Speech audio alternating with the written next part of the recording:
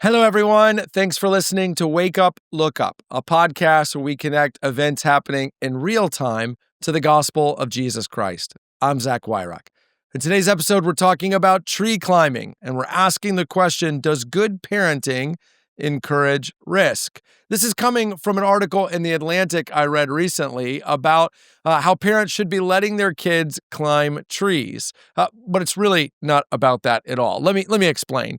81% of adolescents worldwide are not getting enough physical activity, especially in wealthy countries, in countries where technology is readily accessible. Kids are spending way more time inside, way more time on screens than they're actually spending being active or outside.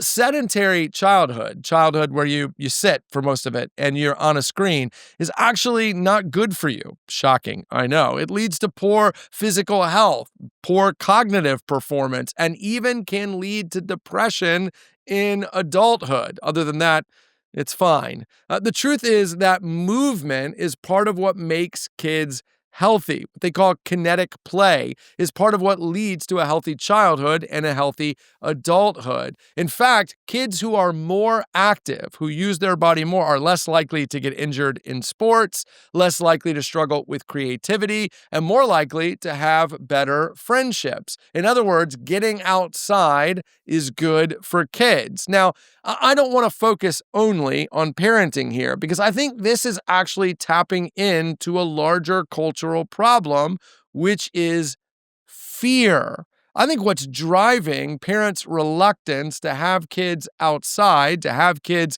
climbing trees, whether those trees are literal or metaphorical, is that we're hardwired to want to protect. A kid sitting on a couch on a screen is fundamentally, at least in the short term, safe, and as a result requires less worry and less energy on our part. So let me argue from a biblical perspective why you should be climbing trees and why you should be letting your kid climb trees. That's right, why you should be risking as well as parenting to encourage some risk. Here's the first one. God designed our bodies to move, not sit.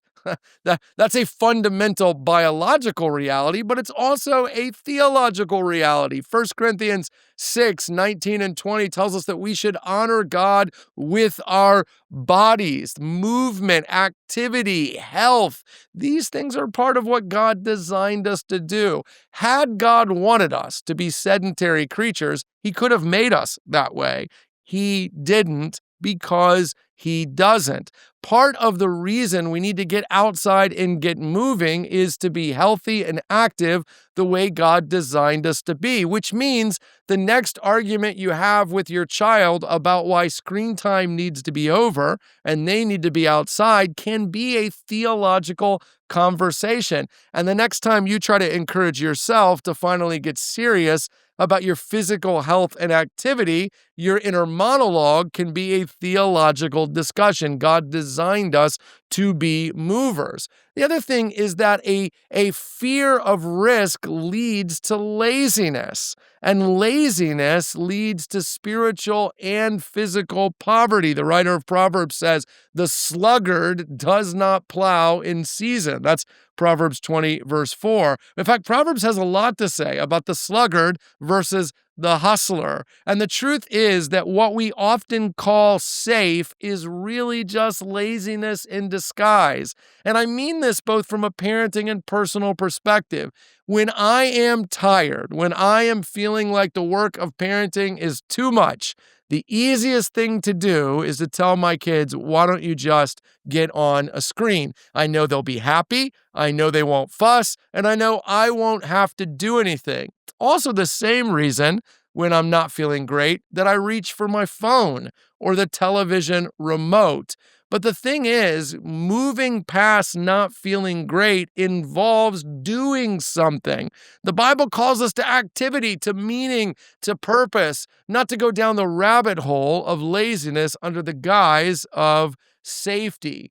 I'll tell you what else. Fearful parenting is not reflective of the Spirit of God. 2 Timothy 1:7 says that God has not given us a spirit of fear. Now, I'm not telling you tell your kid to climb on the roof or jump off a bridge, but I am saying this. When we parent or when we self-govern, we often show what we really believe.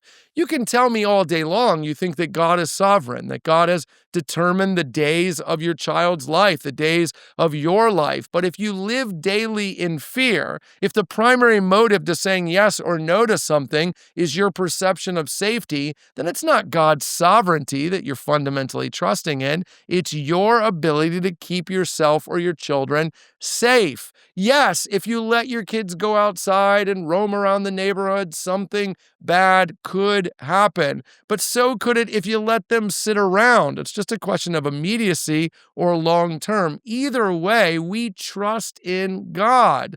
We do the best we can, knowing that God is in control, knowing that He fundamentally is the one who keeps our children safe. If we raise children or self-govern in a spirit of fear, we are telling ourselves what we really believe about God and His trustworthiness. I'll tell you what else. Wisdom means learning through managed risk, not total shelter. The writer of Proverbs, again, is helpful here. Proverbs 27:12, he says, "The prudent see danger and take refuge." The book of Proverbs is not about total risk mitigation. It's about wisdom. Wisdom takes work. It takes energy, which is why we tend to avoid it. So I want to encourage you that the best path forward is not total safety or total danger. It's not a podcast about you telling your children or yourself to be reckless, but it is saying, how do I hold activity and purpose and meaning and excitement in one hand while making sure I'm not tempting God on the other? Not total risk, but also not total safety. I'll tell you, because eventually the life you want for your child and for yourself is a life of adventure in following God.